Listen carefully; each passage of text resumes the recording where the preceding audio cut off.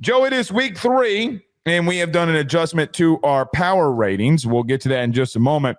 But our top 12 as we see fit here. We adjusted from top 10 to top 12 after a little bit of a suggestion in changing it for the 12 teams in the playoff. But I go to you first, good sir. Who are your 12 teams that you have in your power rankings? All right. Number 1, Ohio State. Number 2, Oregon. Number 3, LSU. Number 4, Georgia. 5, Miami. 6, Penn State. Penn State fans are going to hate me today. 7, Florida State. 8, Texas. 9, Notre Dame. 10, South Carolina. 11, Oklahoma. And 12, Illinois. Boo. Here are my top 12 here. Ohio State at 1, Oregon at 2, LSU 3, Georgia at 4, Penn State 5, Miami at 6. So you and I, outside of Penn State and Miami, are pretty much locked in 1 through 6. At 7, I have Texas. At number 8, I have Oklahoma. At number 9, I have Clemson. Number 10, Florida State. Number 11, Notre Dame. And number 12, round out. Give me, I told you I was going to do it, the South Florida Bulls. Okay, so why don't we start with South Florida? All right. I don't mind this. I don't mind it because I really think that the South Florida team is legit. The biggest difference between them and Boise State last year is they've got some physicality up front on their defensive line. But Blake, I'm sorry, I can't go as far as to put them at 12 over a team like Illinois who just kicked the crap out of Duke, and a team like South Carolina that I think is going to really, really establish themselves as one of the top teams in the country after they beat Vanderbilt. Make games on the field matter. That you can't have 2 ranked wins in 2 weeks and think that I'm not going to put you up there. That's the only logic. Okay. Well, Boise State's not ranked anymore, so that's my only pushback. Neither is Duke. Duke wasn't ranked, but they dominated a Power 4 opponent and beat them by multiple scores. So not multiple scores, on but the road. Florida USF went on the road and beat a Power 4 ranked opponent. What are the hairs being split here? If you ask me today on a neutral field, who am I taking, Illinois or South Florida? I'll be honest. I'm not taking South Florida. I'm taking Illinois. I don't disagree with that. But there also comes a point in time where, why do I keep underestimating this team? Why does anybody in the country keep underestimating this team? They got Miami this week, and we're going to do picks later. Neither one of us are picking South Florida to win that football game. But Joe, what if it is a 10-point game? Then where are we? Because then you would be in a situation where, all right, not trying to do transitive property, but you got a top 10 team in Notre Dame that lost by a field goal on the road. Then you would have a South Florida team. Then where do you put them? I got to be real with you. Even if South Florida loses, let's just say hypothetically by 10, not only do I not want to see them drop in the polls, I don't know if they don't need to be a little bit more up in the power rankings because of just the simple nature. They'd be 2-1 against ranked opponents, and we're 3 weeks into the season. So I'm not trying to go transitive property on you, but something's got to give here with South Florida. Well, okay, so I don't disagree with the logic that you just presented there that, hey, if they lose this game by 10 points, that is a respectable loss, and they deserve to maintain their position. I think for the AP ballot, the AP poll, and for a top 25, they deserve to stick at the 15 spot. But here's one really key thing, and this is a big reason why we didn't include Miami USF on here. I think Miami's going to cover that 17.5-point spread. I don't think they're going to beat them by 20, but I think that they can beat them handedly by 3 scores. Here's the biggest reason why. Florida overlooked South Florida. They shouldn't have. You don't overlook the best G5 team in the country. Otherwise, you get upset. But now that it's out there that this USF team is as dominant as they are, no other opponents are going to overlook them. I don't believe that they face any other G5 teams coming up, they don't face any other Power 4 teams coming up. Mm-hmm. But I think that Miami's going to prove, hey, there's still a separation gap. When you're prepared and you go up against the best G5 team, you're going to end up still winning by a pretty confident margin. I'm not saying that to take away from the amazing season so far the Bulls have had, but I think that we need to remind ourselves, once it is clear that this is a threat. Teams that are well put together, like we're hearing from the comments from Miami this week, are not going to take them lightly. And if anything, I would bet a team like Miami tries to make a statement. Very well could. Let's go see what happens on the field. I'm not going to not reward them for what they've done. I'd put them at 13, and I'd be fine with that. I know that's such a cop-out by me, but I'd put them at 13, and I almost put I them love at how 12. you always do that to fight, and you fight over me over semantics. Well, but it's not. I'm fighting over the fact that the two teams that you kept out of your top 12 in order to put South Florida in there. I really think that if Illinois and if South Carolina played them, that's how I always perceive my top 12. I always look, and after I put it together, I look at their list of teams and I say, does this team beat that team? And if the answer is no, I change the order. So I don't think that they'd beat Illinois or South Carolina. I don't think they'd have a shot. Illinois did force 5 turnovers. How good or bad is Duke? I don't know if Duke's good at all. I think they got Mensa. Dude, they got dog walked in that second half. They got dog walked. I mean, I'm sorry, but it's not a talent issue, though. It was a self-inflicted mistake issue. That offensive line was pretty bad. In the second half, he got pressure on all but 2 dropbacks. I mean, poor Dorian Mensa. That $2.5 million better be able to get I was going to say a good masseuse, but you can't say that anymore because Deshaun Watson completely messed that up. All right, where do you want to go here? You and I don't have a lot of Stark.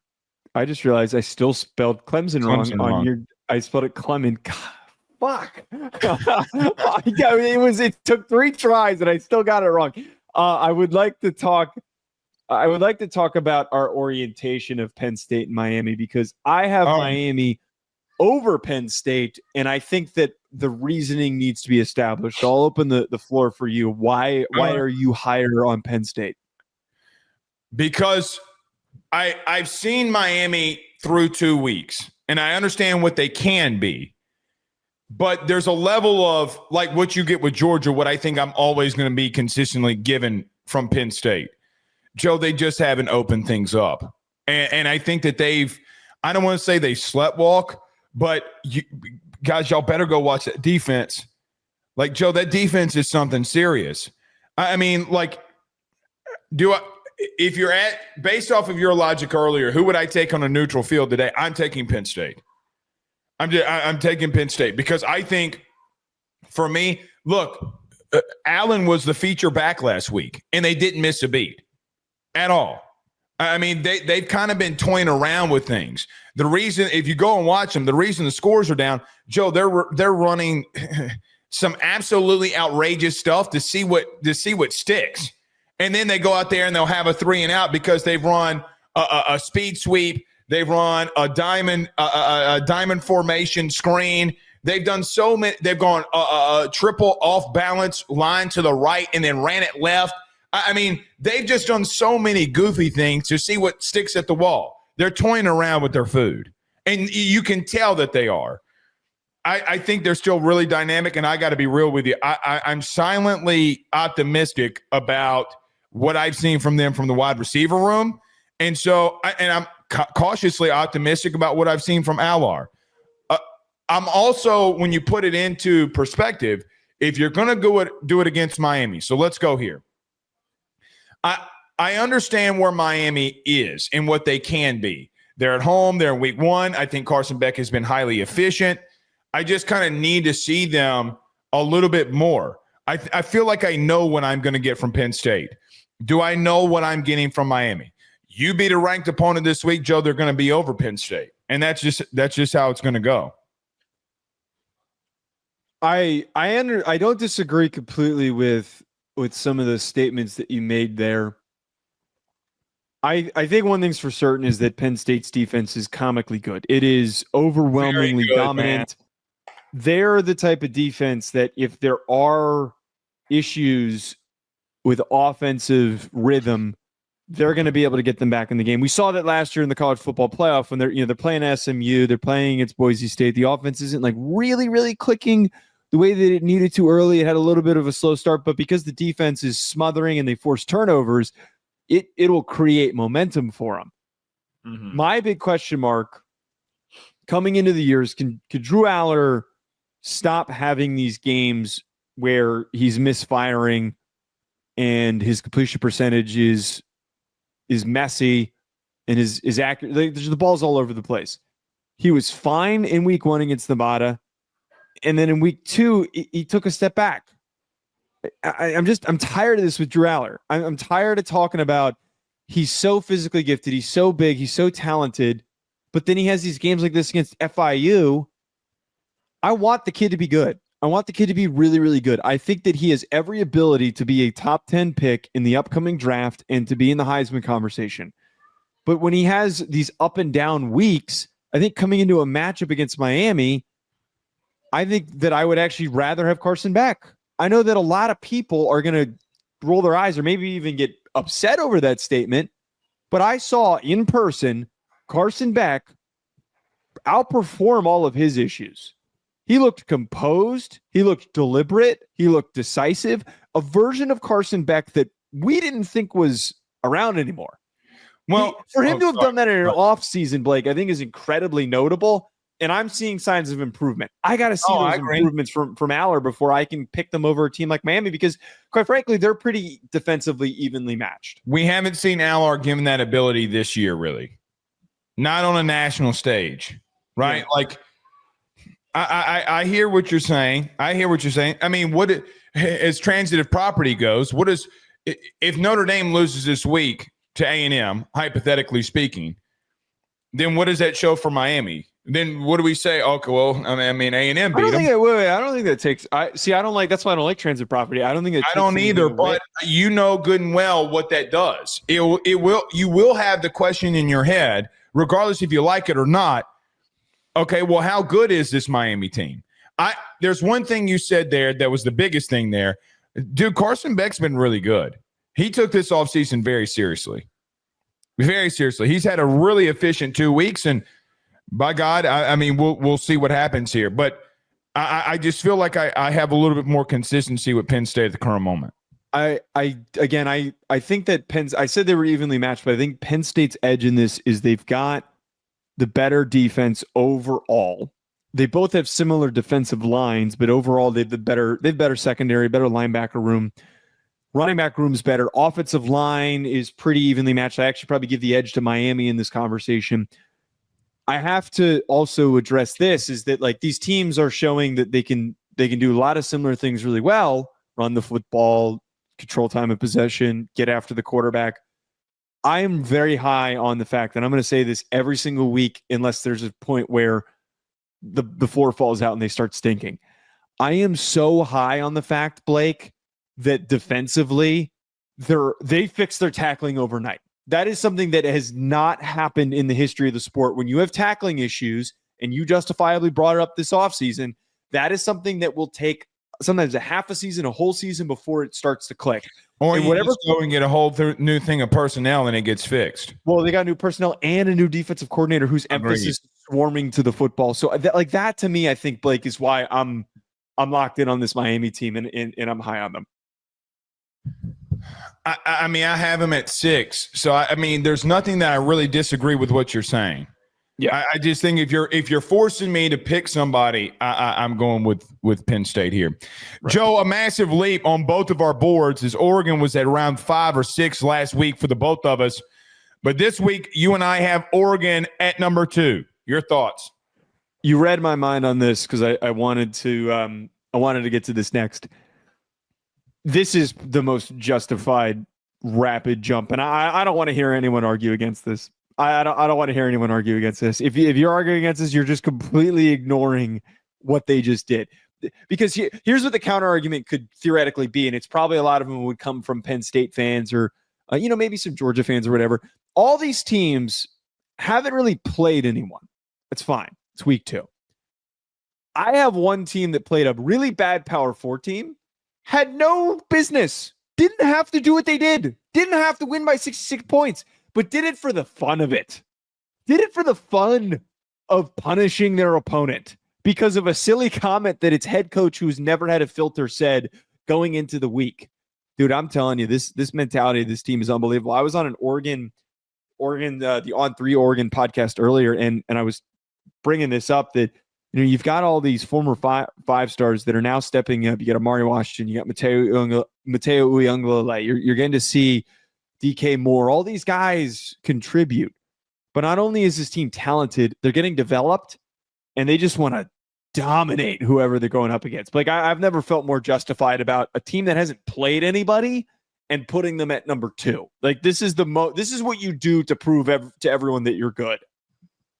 So we've talked about it this week, but to recap kind of the overall thoughts that I have on Oregon, their domination the first 2 weeks cannot be unnoticed.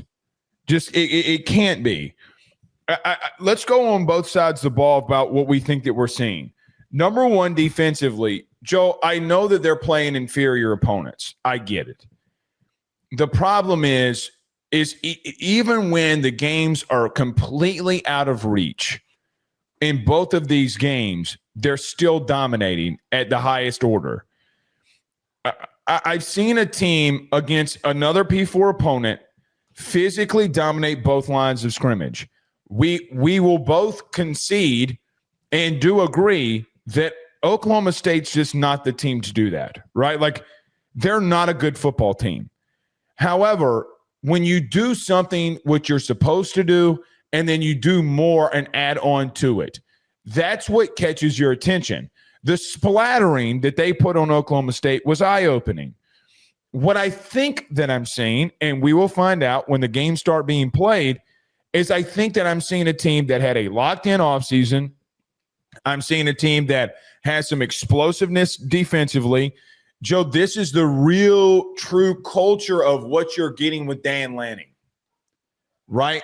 This is the real, true, like, hey, these are the guys that you recruited. These are the guys that are turning into sophomores and juniors. Your recruiting classes, when you've constantly had top 5 classes and dominated on the defensive side of the football, Joe, they got true sophomores and freshmen out there at corner. 5-star caliber dudes. You've done that along the defensive line. Joe, forgive me. I've seen this story before. Every one of us has seen this story before. They look hungry. From a personnel standpoint, I'm going to go ahead and say it. I think they're better on defense than they were a season ago, and I don't think it's close. I think that their safety play, and I know we've talked a lot about their safety play, has been borderline elite through 2 weeks. Will it continue? Joe, I didn't know what to make of Dante Moore coming into this because the last time I saw him, he wasn't good. But a very talented kid progressed. The question and the only question that I have are the 2 questions that I have for Oregon. Can you hold up at tackle? And what does Moore do when he's faced against tougher opponents and shit gets real? Is the receiving core as explosive as we think that it can be? Those, I still have question marks on them. But my God, they just look so impressive in doing what they're doing. So one of the things that, by the way, shout out to Max Torres, the podcast that I was on earlier. One of the things that I brought up to him, they always ask you. They never ask me. Because I'm the handsome one. That's probably true. Okay, all right, I get it now. Joe just called me ugly on air. It's true. Yeah, pretty much. No, we can both be good looking. I'm obviously the one who sits at the top of that power ranking. To get back to my point though, he had asked me like, what do they need to do to like really take that next step? And the obvious answer is winning a playoff game and then in the expanded playoff. But I think that the current step that they can make this season comes in, I think, next week when they play Penn State. It's either next week or it's the following week. That is the truest test to prove what you are this year and what you are as a program. Because all the top coaches, all the top programs that go on to win national titles win in those road environments. Ryan Day did it before he won a national title. We have seen Kirby do it. We've seen Dabo do it. Nick Saban, who's obviously not a coach anymore, we've seen him do it. We've even seen Brian Kelly do it. Marcus Freeman. the top coaches that are in the top 10 at the current moment have succeeded in those settings.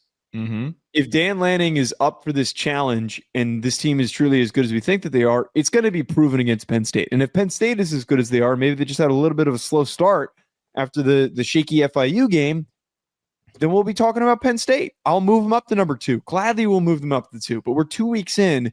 The team that proved the most to me out of any of these teams, maybe even more than what Ohio State proved to us, is Oregon. Actually, no, I'm not going to go that far. That's an asinine statement. Forget what I just said. But they're the second most proven team. I don't know if I'd say proven because we still got to see them against a ranked opponent. However, boy, does that Oregon-Penn State game become an outright slugfest. To give you an example to what you were saying, if they would have started off the year last year, like this year, like they did last year, you and I would be having a lot of questions. I mean, listen. At the end of the season, what was their problem? They were giving up way too many rushing yards. My whole thing with Oregon last year was just because Ashton Jeanty did it. It's there. When is it going to show up again? Joe, it's like my theory last year on Miami. It doesn't matter that it didn't happen this week. It's going to show up again. And when it shows up again, can you overcome that? I don't know how many chinks in the armor I've seen yet. I think we feel it might be at tackle, it might be at wide receiver with the experience, but we don't know that yet because they've been so damn good. All right. Yeah. Where do you want to go here next? I think last you know what? Well, let's talk about Oklahoma, because you and I were Oklahoma was the next team that was like the big riser. Yeah, I have Oklahoma at 8 and you have them at 11. I think that they have to be in the conversation at the current moment. But Blake, I can't go as far as to say that they're a top 10 team just yet. By the way, it's very funny because Oklahoma fans think that you are the biggest Oklahoma hater on the planet. Here I am being more negative about them. I have worries about the run game. I have worries about the offensive line. I think that where I'm fitting them around the mix of teams that are around them, I think all the teams ahead of them, their D lines would eat up that Oklahoma offensive line. And I don't want to, I really think that there's going to be a come to Jesus moment here with Oklahoma where we're going to see, maybe it's the Texas game. We're going to see a game where they get a real tough matchup, and Mateer, who's awesome, is probably going to make some awesome plays in a game like that. But there's just going to be like one sack. There's going to be one big tackle for loss that kills a drive that they're not going to be able to overcome. That moment is going to be the sobering one. But I stand by a belief that they could go 9-3 this year. I think that it is possible because Mateer is that good. Well, look, they're going to get their chances. They got Temple this week. Next week they have Oklahoma has Auburn coming in. Can Jackson Arnold deliver? Well, Auburn leads the SEC in sacks, so they do. They do. So they have Auburn. So to your point about they're going to be tested here. But, Joe, think about this. They already played a top 25 opponent in Michigan at the time that they played them. They have number 24 Auburn. They have number 7 Texas. They have number 11 South Carolina. They have number 17 Ole Miss. They have number 15 Tennessee. They have number 19 Alabama. They have top 25 Missouri. And then they have top 10 or top 5 LSU. All teams that have really good pass rushers. All of them. Now, here's what I'd say. Joe, I'm going to say something that's very controversial, and don't you yell at me. We got to have a conversation if this team's 9-3, 8-4 about them making the playoff. And I'm not being hyperbolic here because hypothetically speaking, if Michigan is a top 5 to 6 team in the Big Ten, all right, that's fine. You beat them 24-13. They got 9 out of their next 10 games. 9 of the next 10 against ranked opponents at the current moment. When I look at them, I agree with you. One of those teams is going to exploit their weakness. LSU's got an elite pass rush. Alabama maybe not because they haven't gotten a sack on the year. South Carolina with Stewart and the boys. They're going to get tested. Who is Auburn, by the way? Who in the world did what? I mean, again, it's so early in the season. They beat Baylor. Baylor beats SMU. What are we doing here? But there also comes a point in time where, Joe, an 8-4, 9-3 season for them, we have to have a conversation. Now, as I told Oklahoma fans this, I still don't trust their offensive line. I trust John Mateer. I don't trust your offensive line. But what they have to realize is very simple to me. Joe, when I pick them to go 8-4 or 7-5 or even 9-3, because that's where I had them, it's because of this stretch that you're about to go on.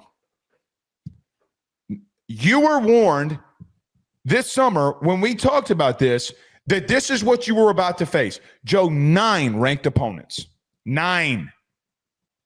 I mean, what are we at here?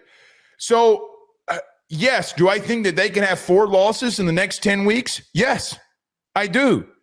But, Joe, that would mean that they would have been 5-4 against ranked opponents. Now what?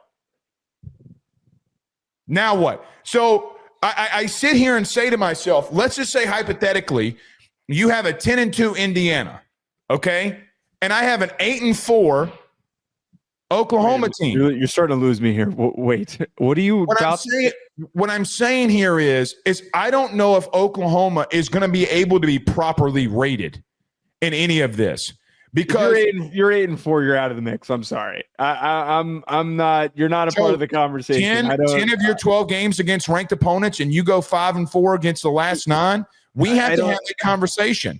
Your record's not about what's happening, Joe. 5 of those teams could be in the playoff. 5 of those teams right now would be in your playoff. Okay, that's cool and all, but the game isn't how many. We're not trying to compile how many hard games can you play. We're trying to see how many games you can win. This is where you lose me with this stuff sometimes, man. We can't, dude. No, 8-4 Oklahoma. No, right. You know where they belong? 20th. Cool, no, man. They'd have a nice resume. Yes, no, they wouldn't, because no one's gone through what they've gone through. No one has had 10 ranked opponents. You got to win the games. You got to be good enough to win the games. Okay, well, then you're going back to what Tony Petitti was talking about. But you know what we're now creating when we do that? Oklahoma would be the biggest hypothetical team on the planet. They might be good if they had beaten this team. Like I don't. If they maybe played Indiana's schedule, let's penalize teams because of what their schedule is. We're not penalizing them. You know what? They go wait. If they go 9-3, I'm fine with us having this debate. I'm fine with it. I'm cool with it. We're not doing it with an 9-3 then, but it's still, again, that means that they would have been 7-3 against ranked opponents. That's incredibly impressive, and it's more than incredibly impressive. They'd be on the cusp, and the argument for them getting in would absolutely be there. Just to be real with you, no. You do realize that even in the playoff, Ohio State didn't face 9 ranked opponents in the season. And they won a national championship. This is my point. All I'm saying is they're good on defense. We're kind of getting past the point. They're good on defense. I don't trust their offensive line. Huh? You started this, so you I know. You can't. They're good on defense. I like John Mateer a lot. I think he's a little chaotic in moments, but I don't know if their offensive line can hold up. I don't. But here's the thing. When we look at all these other teams, okay, what do we know about Florida State? Joe, what do we know about Clemson? What do we know about Notre Dame? What do we know about Illinois? Joe, for all we know, Notre Dame might lose this weekend. Well, we know that. Actually, I would argue I know a lot about the deficiencies Oklahoma has. Do you know the deficiencies about? I mean, every one of those teams from 7 to 12 has deficiencies. But their deficiencies are not. Here's the problem why Oklahoma deserves to be in the top 12, but they can't go any further, is they have the worst weakness out of all of them. There's no perfect team in college football right now. There's not. There's a team that's got a bigger weakness than them. Who? What is Arch Manning? What are some of these teams with other quarterbacks? No. But the problem with that premise is that there is at least a potential solution that arises throughout the course of the season. What is Arch Manning's a fair question, but the kid's really talented, and we see all the time quarterbacks that have a rough couple games to start the season, and then they hit their stride because the former 5-star traits get unlocked. You can't just fix your offensive line like that. You just can't. If you don't have the bodies, you don't have the bodies.